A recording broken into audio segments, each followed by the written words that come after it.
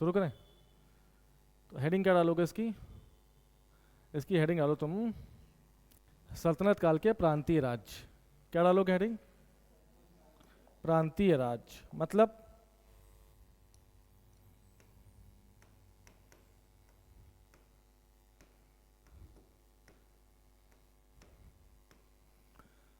तो सुनो मेरी बात। जैसे दिल्ली सल्तनत में कई सारे राजवंश आए, जैसे गुलाम वंश आया, गुलाम वंश के बाद खिलजी वंश आया, खिलजी के बाद तुगलक वंश आया, तुगलक वंश के बाद सैयद वंश आया, और सैयद वंश के बाद लोधी वंश आया। तो दिल्ली की गद्दी पर ये कई सारे राजवंश आए गद्दी पर, ठीक, जिनमें से तुगलक वंश भी आया था गद्दी पर 1320 से लेकर 1414 तक। इस दौरान दक्षिण भारत के राज्यों में, किस दौरान? मोहम्मद बिन तुगलक के काल में। मोहम्मद बिन तुगलक का टाइम पीरियड क्या है? 1325 से लेकर 1351। इस काल में कई सारे राज्यों ने अपने आप को दिल्ली से स्वतंत्र कर दिया, ठीक है, जिनमें से एक राज्य है बहमनी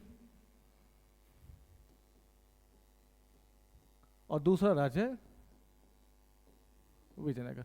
कई सारे राज्य थे, लेकिन यूपीएससी के सिलेबस में इनके ऊपर ज़्यादा एम्फेसाइज किया गया है। क्वेश्चन अगर प्रांतीय राज्यों से आएगा तो या तो बहमनी राज्य से आएगा या विजयनगर राज्य से आएगा, ठीक। तो मोहम्मद बिन तुगलक के काल में दक्षिण भारत में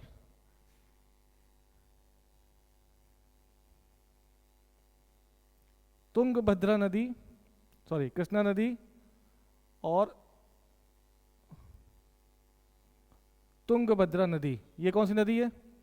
ये कृष्णा है, ये तुंगभद्रा और ये कृष्णा नदी है। इनके बीच के क्षेत्र में, यानी इस वाले इलाके में एक नए राजवंश की स्थापना हुई, जिसे हम विजयनगर राज्य या विजयनगर साम्राज्य कहते हैं। अगर पूछा जाए कि कब बना, अस्तित्व में कब आया, तो आप कहेंगे 1336। ये 1336 किसका टाइम पीरियड है? तो आप कहेंगे मोहम्मद बिन तुगलक। मोहम्मद बिन तुगलक से दक्षिण भारत के विजयनगर ने स्वयं को स्वतंत्र घोषित कर दिया और एक नए राजवंश की स्थापना कर दी। तो प्रांतीय राज्यों में पहला राजवंश हम क्या पढ़ेंगे आज? विजयनगर। और 2 क्लासों के बाद एक और राजवंश पढ़ेंगे, जो ठीक बहमनी। विजयनगर साम्राज्य पूरा हिंदू राजशाही है, कैसा है? और बहमनी साम्राज्य इस्लामिक राजशाही है। इन दोनों के बीच आपस में लड़ाई झगड़े भी होते रहेंगे, ठीक है। तो एक एक करके पहले विजयनगर पढ़ेंगे, उसके बाद हम बहमनी साम्राज्य पढ़ेंगे, ठीक है। ये किस में हम पढ़ रहे हैं? प्रांतीय राज्य। किस काल के? सल्तनत काल के। यानी 1336 में जो राज्य बनेगा वो 1652 तक अस्तित्व में रहेगा। तो लंबा टाइम पीरियड है ना, इसको बिना पढ़े आप मध्यकाल को खत्म नहीं कर सकते, क्योंकि इससे क्वेश्चन आता है। खासकर इसी में एक शासक है कृष्णदेव राय, इसके बारे में यूपीएससी और पीसीएस, स्टेट पीसीएस, बहुत बार क्वेश्चन पूछ चुके हैं, ठीक है। ले आए? तो क्या है? विजयनगर एम्पायर।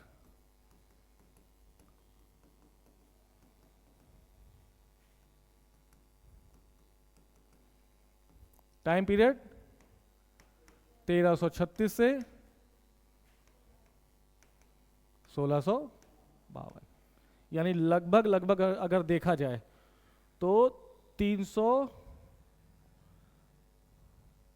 कितना 14 साल, 316 साल का इतिहास है ना। तो 316 साल का इतिहास हमें पढ़ना है, ठीक है। विजयनगर साम्राज्य में टोटल 4 वंशों ने शासन किया। तो पहला संगम वंश, दूसरा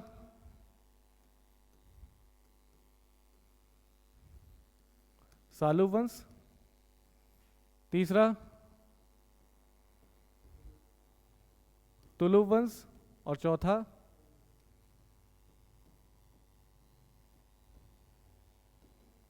अरबीडु वंश। ये सीक्वेंस याद होना चाहिए। संगम वंश पहले, दूसरे नंबर पे सालुव, तीसरे पे तुलुव और चौथे पे अरवीडू वंश। बात समझ गए? इस संगम वंश का जो टाइम है, इसकी स्थापना कब हो रही है? तो 1336। 1336 से लेकर ये साम्राज्य बना रहेगा 1485। कितना? इस 1336 से 1485 के बीच के समय को 7 राजाओं द्वारा शासित किया जाएगा। कितने राजा? 7 राजा। और टाइम पीरियड 1336 से 1485। इसका संस्थापक हरियर और बुक्का है। तो संस्थापक कौन हुआ? हरियर और बुक्का नामक 2 भाई। ठीक है। और अंतिम शासक है इसका विरूपाक्ष सेकंड। अभी सब पढ़ेंगे कि इसमें कौन कौन से राजा आए, कौन कौन से क्या क्या काम किया, किसके समय में कौन सा युद्ध हुआ, क्या विजय की हैं, ये सब चीजें। ठीक है। दूसरा राजवंश कौन है? सालू वंश, जिसका टाइम पीरियड 1485 से लेकर 1504। ठीक है। इसमें जो संस्थापक है वो 5 कर लो या 4 कर लो, कोई मतलब बात नहीं है। सालू वंश का संस्थापक है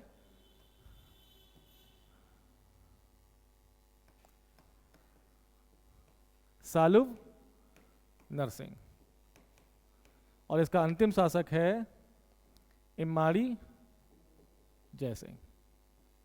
क्या मेरी बात पकड़ पा रहे हो? नहीं समझे? आ रही बात समझ कि नहीं आ रही? तो पहला वंश कौन सा? संगम वंश। संगम वंश का टाइम पीरियड 1336 से लेकर 1485। कितने राजा? 7 राजा। संस्थापक हरियर और बुक्का, और अंतिम राजा विरूपाक्ष सेकंड। इस विरूपाक्ष की सेकंड की हत्या की जाएगी सालुव नरसिंह द्वारा, और एक नए राजवंश की स्थापना कर दी जाएगी, जिसका टाइम पीरियड 1485 से 1504। बात समझ आ गई? इम्माड़ी जयसिंह की हत्या करेगा तुलुव वंश का संस्थापक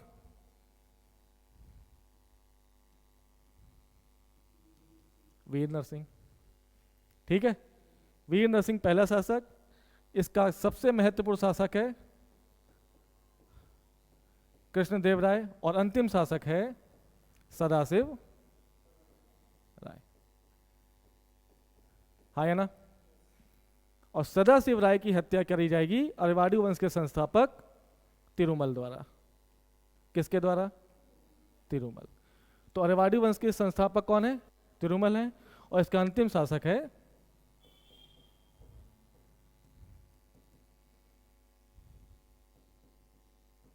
क्या नाम है इसका?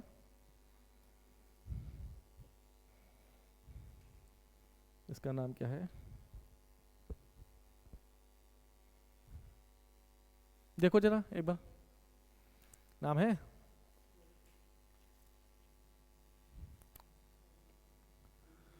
श्रीरंग। ठीक है, श्रीरंग थर्ड। जब वहां क्लास ले रहे थे तब थी ना, ये सब पढ़ाया था ना? ठीक है। अब समझो, इसको याद आपको करना पड़ेगा। संगम वंश पहला, दूसरा सालुव, तीसरा तुलुव और चौथा अरवीडू। जब हम ये चारों राजवंश पढ़ लेंगे तब हम कहेंगे कि हाँ, हमने विजयनगर साम्राज्य पढ़ लिया। ले आए आज? इसकी फोटो खींच लो, चाहो तो खींच लो जल्दी से।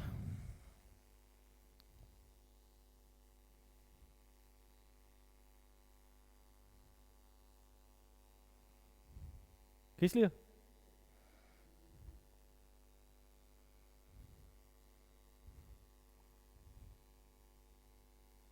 ठीक है।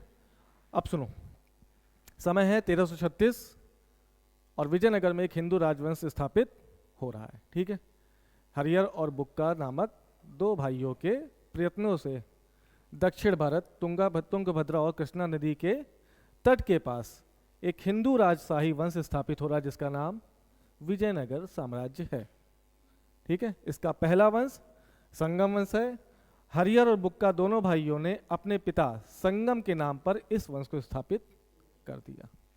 अब संगम वंश में कितने शासक हैं, इन्होंने क्या क्या काम किया, ये हम आज की क्लास में डिटेल पढ़ाई करेंगे। हाँ, तो कौन सा वंश? संगम वंश। टाइम पीरियड 1336 से 1485।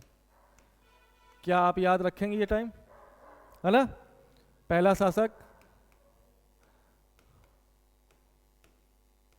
हरियर फर्स्ट, 1336 से 1356। ठीक, तो पहला शासक कौन हुआ? हरियर फर्स्ट। टाइम पीरियड क्या है? 1336 से 1356, लगभग 20 वर्षों का काल इसने देखा। हाँ, अब जब हम हरियर की बात करें तो हरियर ने अपने विजयनगर साम्राज्य की राजधानी बनाई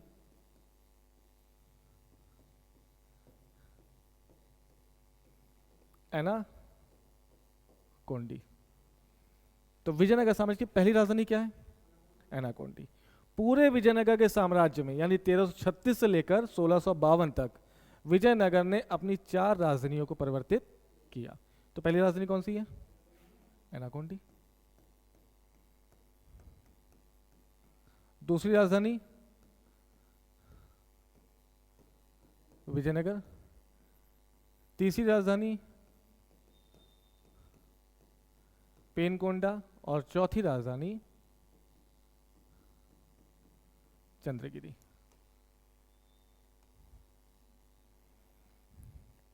ये किसके किसके समय में चेंज हुई ये हम बताएंगे।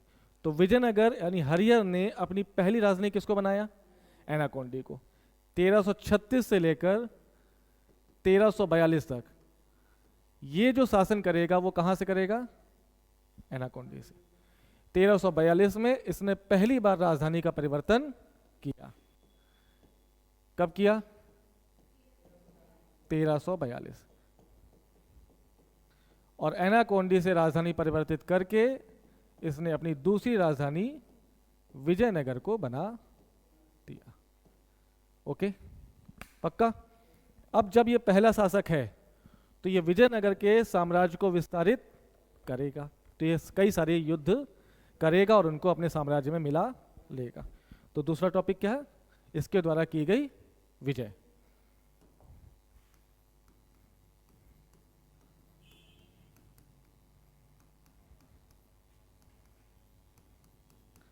किए गए अभियान। क्या मेरी बात पकड़ पा रहे हो? पक्का? तो इसने पहली विजय की है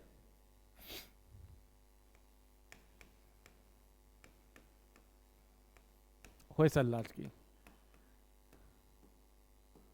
1342 में। होयसल की राजधानी क्या है? याद करो।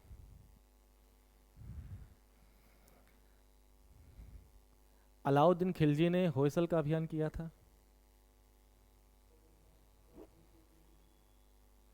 नहीं किया था। अलाउद्दीन खिलजी के दक्षिण के अभियान बताओ। पहला दक्षिण का अभियान कौन सा? देवगिरी। दूसरा, तीसरा? तो होयसल की राजधानी है द्वार समुद्र। याद आया? 1342 में हरियर ने होयसल को विजयनगर साम्राज्य में मिला दिया। तो पहली विजय क्या है उसकी? होयसल या द्वार समुद्र की। समझ गए? दूसरी विजय ये कर रहा है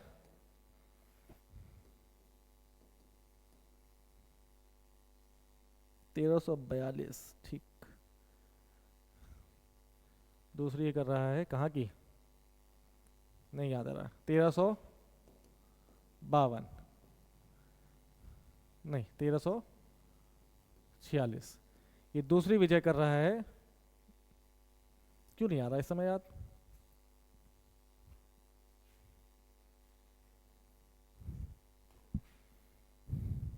पहला जीता होयसल उसने। नहीं, उसमें नहीं होगा।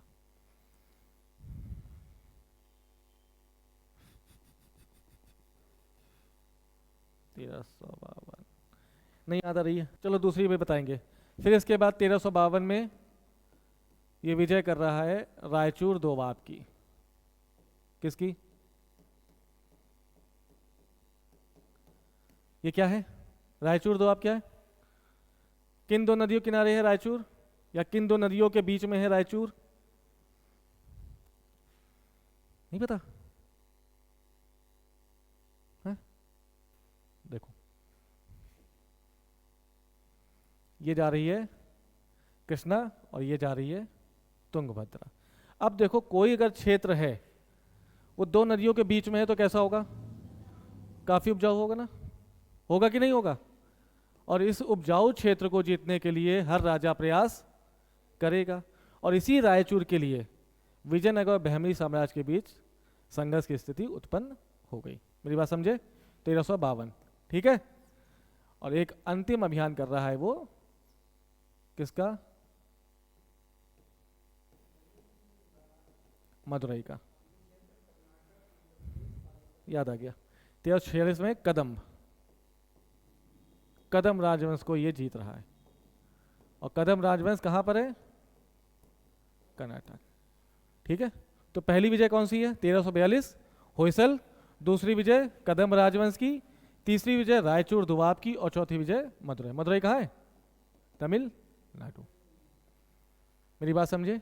इसी रायचूर दोआब के लिए अब आने वाले समय में विजयनगर और बहमनी साम्राज्य आपस में क्या होंगे? लड़ेंगे। हर राजा के खिलाफ लड़ाई करेगा। किसके लिए? रायचूर। क्यों? क्योंकि ये बहुत ज्यादा फर्टाइल लैंड है। इस रायचूर दोआब के लिए कहा जाता है कि जितनी जगह में हाथी बैठता है उतनी जगह में इतना अन्न उपजाया जाता है कि एक परिवार कई साल तक खाना खा सकेगा। तो ये चीज क्या दिखा रही है? ये रायचूर दोआब की संपन्नता दिखा रही है, इसका उपजाऊपना दिखा रही है ना। इस वजह से इस क्षेत्र को जीतने का प्रयास किया जाएगा। किसके बीच? तो विजयनगर और बहमनी, ठीक है। इसी रायचूर दोआब के लिए हरियर के काल में बहमनी के साथ संघर्ष की स्टार्टिंग हो गई। आगे बात समझे? तो हरियर के ये 4 अभियान आपको याद होने चाहिए: 1342, 1346, 1352 और 1352,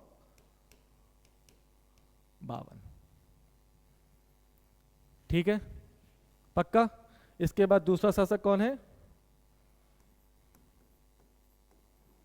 इसका छोटा भाई बुक्का फर्स्ट। टाइम पीरियड 1356 से 1377, यानी दोनों भाइयों ने मिलकर विजयनगर को स्थापित किया, दोनों भाइयों ने मिलकर संगम वंश को स्थापित किया। बड़ा भाई पहले शासक बना और छोटा भाई बाद में। समझ गए? ये बुक्का फर्स्ट वही है जिसने रायचूर दोआब को, यानी थोड़ा सा लिखो, तमिलनाडु क्षेत्र को पूरी तरह से जीत लिया। रायचूर दोआब पर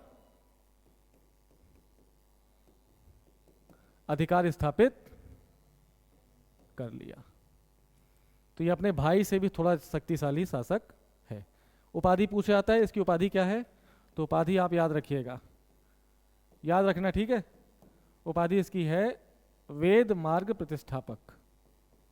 याद रखोगे? यानी वेदों की राह पर चलने वाला व्यक्ति कौन? बुक्का फर्स्ट, वेद मार्ग प्रतिष्ठापक।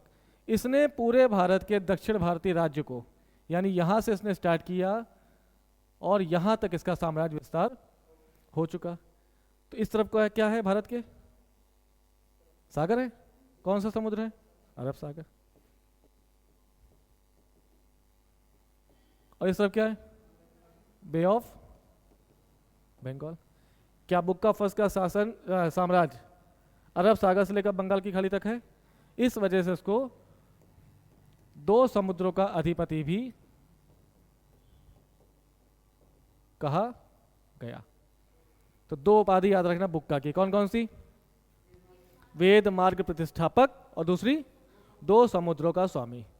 क्यों? क्योंकि यह दक्षिण भारत के लगभग बहुत बड़े क्षेत्र पर अपना साम्राज्य विस्तार कर चुका है। कर्नाटक से निकला और तमिलनाडु के मुहाने तक पहुंच गया। समझ गए? पक्का? इसके अलावा बुक्का में कुछ भी क्वेश्चन नहीं पूछा जाएगा। एक चीज और याद रखो, जब हरिहर ने रायचूर दोआब जीता तो बहमनी साम्राज्य के साथ संघर्ष शुरू हो गया। बुक्का फर्स्ट ने भी उस संघर्ष को जारी रखा, है ना। और रायचूर नामक युद्ध में, रायचूर का युद्ध किसके बीच, तो आप कहेंगे बुक्का फर्स्ट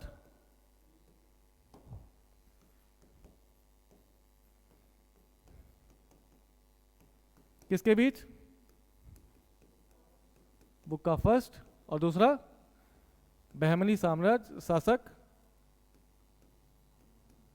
मोहम्मद शाह। युद्ध क्यों हो रहा है, रायचूर पर अपना अधिकार स्थापित करने के लिए। ऐसे में बुक्का फर्स्ट जीत जाएगा और मोहम्मद शाह हार जाएगा। दक्षिण भारत में पहली बार तोपों का यूज करने वाला युद्ध कौन सा है। इसके पहले तोपें भारत मतलब दक्षिण भारत में नहीं पहुंच पाई थी। तो ये पहला युद्ध है जो बुक्का फर्स्ट और मोहम्मद शाह के बीच हुआ। ये कौन है, विजयनगर साम्राज्य का राजा, और ये है बहमनी साम्राज्य का राजा। इन दोनों के युद्ध में पहली बार दक्षिण भारत में क्या आ गई, तोपें।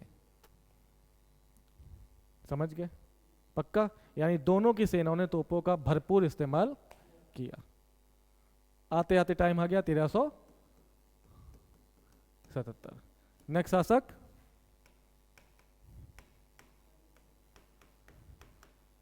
हरिहर सेकेंड, 1377 से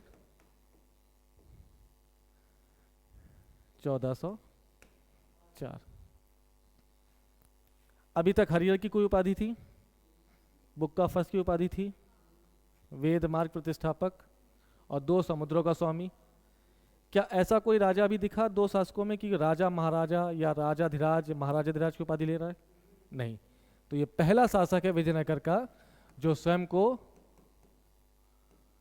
राजाधिराज या महाराजाधिराज की उपाधि प्रदान कर रहा है।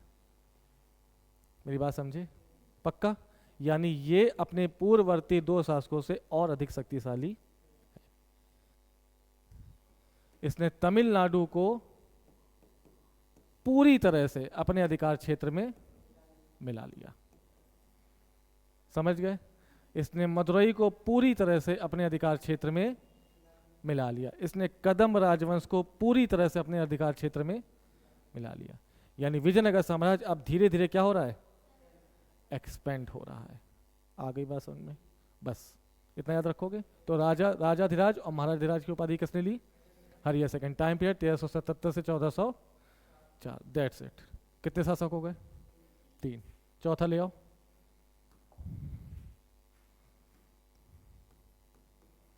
देवराय फर्स्ट, 1404 से 1422। लगभग 18-20 साल का है ना। इसने उपाधि ली है अपनी इम्मादी देवराय। यानी देवराय को ही इम्मादी देवराय कहा गया। पहली चीज याद रखना। दूसरा, क्योंकि ये हाथियों को बहुत अच्छे से प्रोटेक्ट वो कर लेता था, क्या नियंत्रित करता था, इसलिए इसको क्या कहा गया, गजबटेकर। ये उपाधि कई बार पूछी जा चुकी है। किसकी है ये, देवराय फर्स्ट की। ठीक है। अब देवराय जिस समय विजयनगर साम्राज्य के संगम वंश को संभाल रहा है, ठीक उसी प्रकार बहमनी राजवंश में एक व्यक्ति है जिसका नाम फिरोज शाह है। ठीक है। देवराय फर्स्ट के पहले कौन था, हरिहर सेकंड। ये रायचूर दो आपको स्थापित मतलब प्राप्त कर चुका था। ऐसे में बहमनी साम्राज्य के फिरोज शाह को खुजली होगी, रायचूर दो आपको छीनने का प्रयास किया जाएगा और दोनों के मध्य होगा एक युद्ध जिसका नाम क्या है, सोनार की बेटी का युद्ध। कहानी समझ पाए, नहीं समझे। सोनार सोनार सोनार नाम है, सोनार की बेटी। अब है तो है, क्या करे उसके लिए, कोई बेस नहीं है। अब सब बेस थोड़ी ना बता पाएंगे भाई। सोनार की बेटी का युद्ध किसके बीच हुआ? देवराय फर्स्ट और बहमनी साम्राज्य फिरोज शाह के मध्य। किसके लिए हो रहा है? तो आप बताएंगे किसके लिए? रायचूर दोआब पर अपनी सत्ता स्थापित करने के लिए। देवराय की तुलना में फिरोज शाह थोड़ा सा ज्यादा शक्तिशाली शासक था। ऐसे में दोनों के बीच युद्ध होगा। युद्ध में देवराय हार जाएंगे और फिर फिरोज शाह जीत जाएगा। युद्ध के बाद दोनों के मध्य समझौता होगा और समझौते में देवराय अपनी पुत्री का विवाह फिरोज शाह से कर देगा। तो क्या देवराय मजबूत शासक है? थोड़ा सा कंपेरेटिवली अपने पूर्ववर्ती शासकों से कमजोर है। ठीक है, इसके बाद 4 हो गए ना? तो तुम्हें याद क्या रखना देवराय फर्स्ट में? सोनार की बेटी। ठीक है, इसी के काल में बहुत बार क्वेश्चन पूछा गया है, देवराय फर्स्ट के काल में एक इटली का यात्री है जो भारत आ रहा है। उसका नाम क्या है? लास्ट क्लास आज से 2-1.5 साल पहले हमने आपको ये बात पढ़ाई है, याद करो। हाँ, निकोलो कोंटी। ये इटली का यात्री है जिसका नाम निकोलो कोंटी है। निकोलो कोंटी भारत किसके काल में आया? तो आप कहेंगे देवराय फर्स्ट के काल में। कहाँ का यात्री है? इटली का। बस इसके अलावा आपको कुछ याद नहीं करना। देवराय फर्स्ट के बाद कौन आया? देवराय सेकंड। ठीक है, इसने उपाधि ली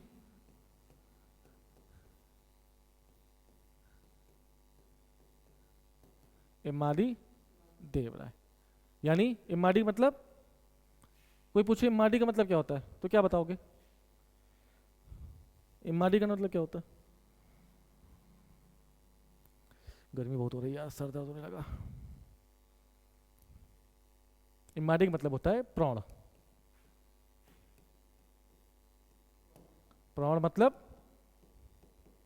मतलब मैच्योर। तो इम्माली देवराय सेकंड है। ठीक है, ये कैसा शासक है? शक्तिशाली शासक है। संगम वंश का सबसे शक्तिशाली शासक कौन? देवराय सेकंड। ठीक है, ये साहित्यिक भी है, कला का प्रेमी भी है और विद्वान भी है। क्वेश्चन पूछा था देवराय सेकंड के काल में भारत आने वाला विदेशी कौन है? कोई बताओ। Niccolo Conti, Devaraya first. ये मैच कराने पूछता है देवराय सेकंड में के काल में कौन आया भारत? तो आप कहेंगे ईरान का शासक, सॉरी ईरान का एक राजदूत है जिसका नाम क्या है? अब्दुल रजाक। लिखाया है तुम लोग को लास्ट ईयर, है ना? चलो, ईरान का राजदूत है। ईरान में इस समय शासक है शाहरुख। मिर्जा शाहरुख ने विजयनगर साम्राज्य से अपने संबंधों को बढ़ाने के लिए अब्दुल रज्जाक नामक यात्री को भारत भेजा। तो जब वो भारत आया तो उस समय विजयनगर का शासक कौन? देवराय सेकंड। ठीक है, और याद रखना थोड़ा सा, देवराय फर्स्ट हो, देवराय सेकंड हो, या इसके पहले कौन आया था? हरियर सेकंड हो। ये शक्तिशाली शासक होने के साथ साथ कला प्रेमी भी हैं, साहित्यिक से लगाव भी है और इनके दरबार को सुशोभित करने के लिए कुछ कवि भी विद्वान होंगे। तो याद रखना। ठीक है, एक है सुदर्शन संग्रह के रचयिता जिनका नाम है माधवाचार्य। ये किसके काल में? विजयनगर साम्राज्य में। क्या नाम है? माधवाचार्य। इनकी किताब का नाम सुदर्शन संग्रह, याद रखोगे। एक है सायण। क्या नाम है? सायण। इन्होंने वेदों पर बहुत सारी टीकाएं लिखी। तो ये किसके काल में है, किस काल में है? विजयनगर साम्राज्य। एक है हरविलास के रचनाकार जिनका नाम है श्रीनाथ। इन तीनों का संबंध, इन तीनों विद्वानों का संबंध विजयनगर साम्राज्य के संगम वंश से है। आ गई बात समझ में मेरी? आ गई चाहे बस क्लास में ठीक है, अभी करते हैं। तो याद रखना, ये माधवाचार्य कौन है? माधवाचार्य सुदर्शन संग्रह के रचयिता, सायण बहुत बड़े विद्वान जिन्होंने वेदों पर टीका लिखी है, श्रीनाथ जिन्होंने हरविलास नामक ग्रंथ लिखा। ये तीनों का संबंध विजयनगर के संगम वंश से है। यानी संगम वंश के लोग साहित्यिक प्रेमी थे। ठीक है। देवराज सेकंड में आया कौन? कौन आया? ईरान का शासक, ईरान के राजदूत अब्दुल रज्जाक। कितने शासक हो गए? 5 हो गए ना? 5। छठा शासक है मल्लिकार्जुन। क्या नाम है?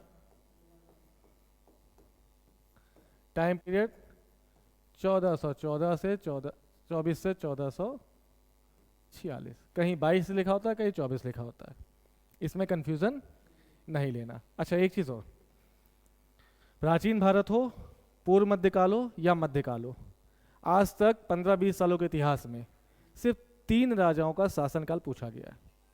किसका?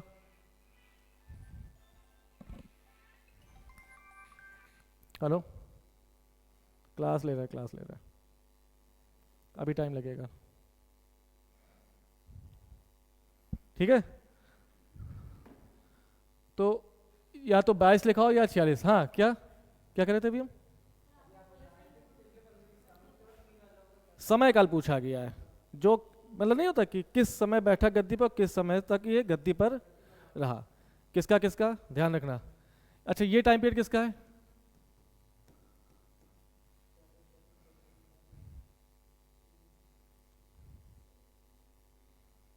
दिमाग लगाओ।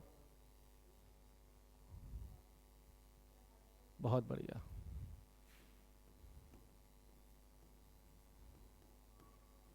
ठीक है, अभी आने वाले समय में कृष्णदेव का पूछा जाता टाइम 1509 से 1529। 2 हो गए। तीसरा, मध्यकाल में औरंगजेब का पूछा जाता है टाइम पीरियड 1658 से 3 मार्च 1707। याद आया? और एक है शेरशाह सूरी 1540 से 1545। बस यही पूछा गया मैच कराने के लिए। टाइम पीरियड किसका है? हर्षवर्धन का, कृष्णदेव राय का, औरंगजेब का और ये शेरशाह सूरी का। इसके अलावा टाइम लाइन कभी भी मैच कराने को नहीं पूछी गई है। तो कम से कम ये याद रखना इतना, बाकी ये याद हो या ना हो ज़्यादा फर्क नहीं पड़ेगा। ठीक है, अब आ जाओ मल्लिकार्जुन। टाइम पीरियड क्या? 1422 या 24 से 46 तक। इसने भी अपने पूर्वज देवराय सेकंड की तरह ही उपाधियां ली। कौन कौन सी? तो चाहे इम्माड़ी मल्लिकार्जुन हो,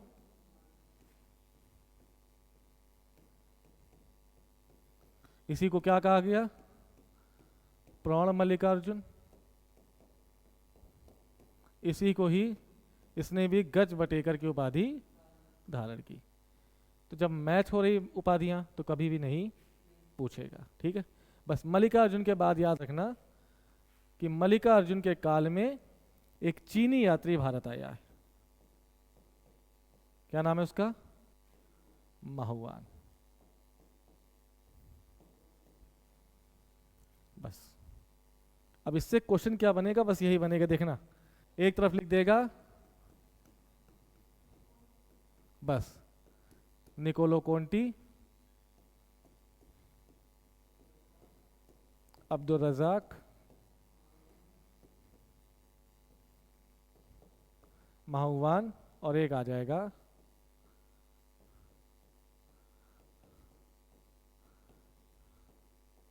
डुआर्ट बारबोसा। ठीक है, इधर पूछा जाएगा, शासक पूछेगा कृष्णदेव राय, देव राय फर्स्ट, देव राय सेकेंड,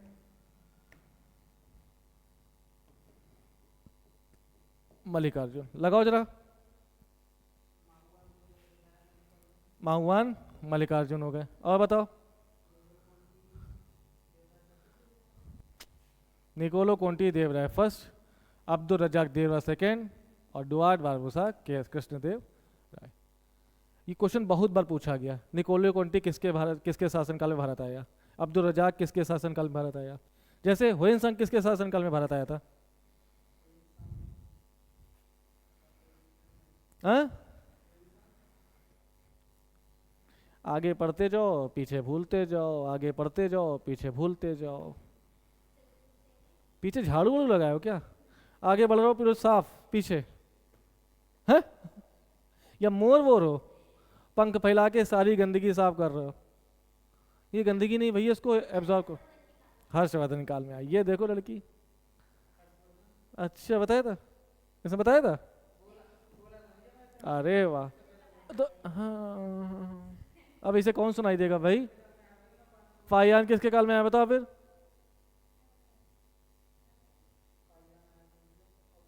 लो तुम बताओ।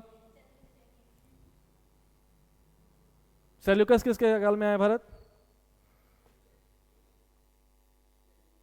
मैगस्थनीज किसके काल में आया? ये सब याद रखो यार, ये सब बार बार पढ़ना पड़ेगा तुमको, ऐसे नहीं होगा क्योंकि वहां पे कंफ्यूजन बहुत ज्यादा बढ़ेगा। फिर देखो निकोलो कोंटी, अभी देवराय सेकंड आएंगे दिमाग में क्योंकि बहुत सारे हो जाएंगे। तो बैकलॉग इकट्ठा करने की आवश्यकता नहीं है, पढ़ते रहो पढ़ते रहो पढ़ते रहो। कुछ चीज़ों का स्टिकी नोट्स बना लो और जहाँ पढ़ते हो उसको चिपका लो वहाँ पर। तो जैसे ही उठोगे बैठोगे कुर्सी पर तुम्हारी नज़र कहाँ जाएगी? आज तक कहते कहते थक गए, संविधान के 22 भाग याद कर लो, कितने याद हैं लोगों को? और जब पूछा जाएगा तो फंस जाओगे। वो पूछता है आपातकाल का प्रावधान किस संविधान के किस भाग में है, तो मुंह खुल जाएगा। होगा कि नहीं होगा? वो पूछेगा संविधान संशोधन संविधान के किस भाग में है, फंस गए। अरे 368 अनुच्छेद नहीं पूछ रहा है, वो भाग पूछ रहा है। वो पूछेगा राजभाषा किस भाग में है, हैं? भाग 17 में। वो पूछेगा वित्त यूपीएससी किस भाग में है, वो पूछे अरे 18 में। वो पूछेगा इलेक्शन कमीशन किस भाग में है। कब तक याद नहीं करोगे भाई? कभी ना कभी तो भिंडी बाजार में आना पड़ेगा ना। कब तक छुपे रहोगे खंबे की आड़ में? वापस आना पड़ेगा, सामने आना पड़ेगा। सर झुकाने का मतलब ये नहीं है कि तूफान चला गया, आएगा तुमको उड़ा के ले जाएगा, उसको सामना करो ना यार उसका। जब तक आपका सर नहीं दर्द होगा तब तक यूपीएससी की तैयारी सही नहीं चलेगी। गुस्सा, फ्रस्ट्रेशन, अच्छा वाला बुरा वाला नहीं। स्ट्रेस 2 प्रकार के होते हैं, है ना? हाँ, तो पढ़ाई वाला स्ट्रेस लेना है। जीवन में बॉयफ्रेंड गर्लफ्रेंड, समाज क्या कह रहा है, सिलेक्शन क्यों नहीं हो रहा है, इन सब का स्ट्रेस नहीं लेना है। अगर इन सब का स्ट्रेस लोगे तो पढ़ाई नहीं कर पाओगे जीवन में। तो सारा ध्यान कहाँ लगा लो? पढ़ाई लिखाई में लगा लो यार, ठीक है ना? तो ये सब क्वेश्चन पूछे जाएंगे और गलत होंगे तुम लोग के, नहीं होने चाहिए गलत। मल्लिकार्जुन में कौन आया? महाहुआन। और सबसे आखिरी राजा विरूपाक्ष सेकेंड, 1446 से 1485 तक, ठीक है? सबसे अंतिम शासक है, अंतिम शासक है। इसको क्या होगा? इसको सालुम नरसिंह हत्या करके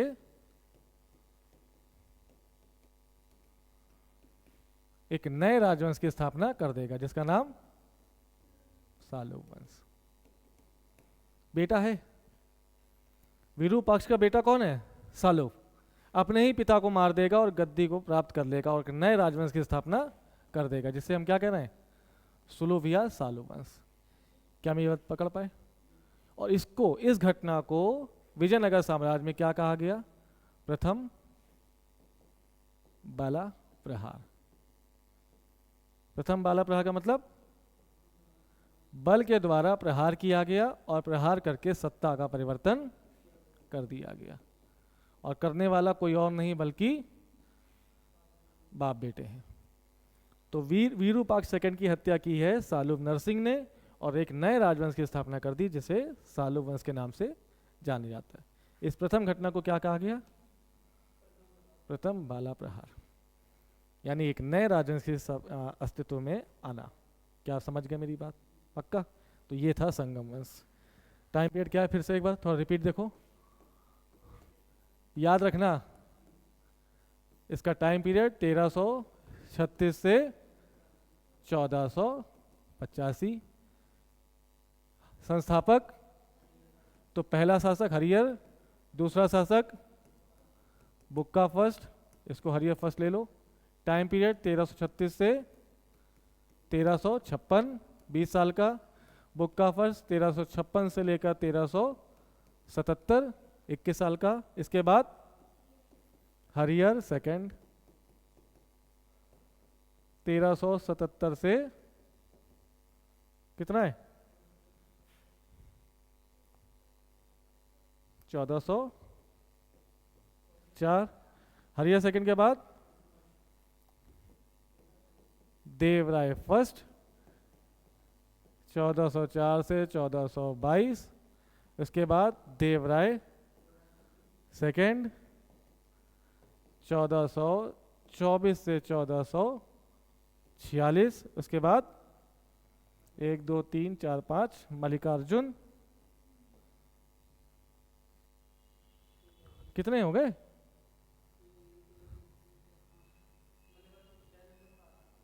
एक और था ना, 1 2 3 4 5, हाँ ठीक है। मल्लिकार्जुन 1446 से क्या था?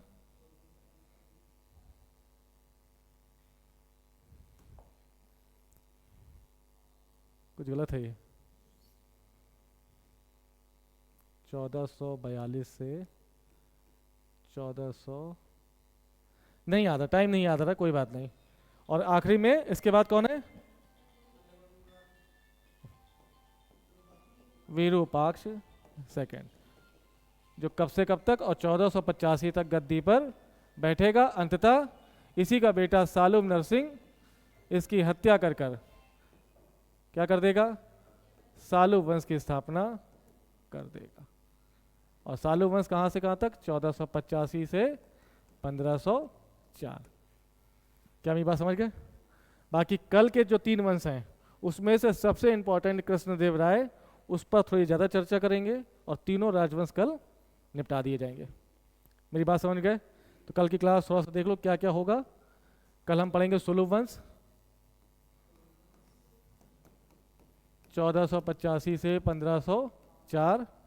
फिर है तुलुव वंश 1505 से 1570।